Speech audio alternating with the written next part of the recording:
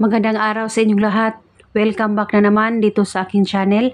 Panibagong araw, panibagong video na naman tayo ngayon. May ibabahagi na naman ako sa inyo ngayon na ritual. Ito ay simpleng gabay at simpleng pamamaraan. At sana ito ay makakatulong sa inyo, lalong-lalo na sa nagkamalabuan na magkarelasyon. At huwag niyo po itong kalimutang i-subscribe at pindutin ang notification bell para palagi kayong updated sa mga bago kong videos. May hindi ba kayo pagkakaintindihan sa isa't isa?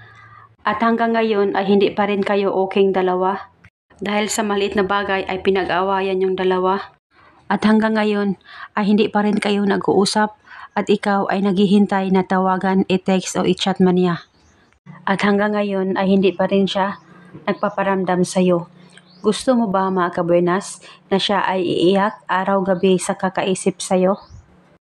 Gawin mo lamang itong ritual na ituturo ko sa inyo.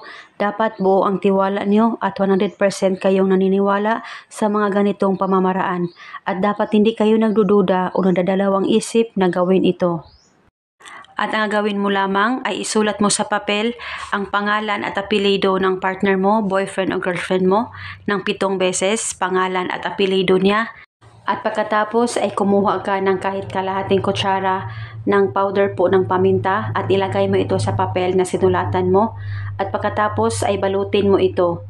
At nang mabalot mo na ito ay hawakan mo muna ito. Mag-focus at mag-concentrate ka at banggitin mo lang ito. Pangalan at apelyido, ikaw ay iiyak araw-gabi sa kakaisip sa akin.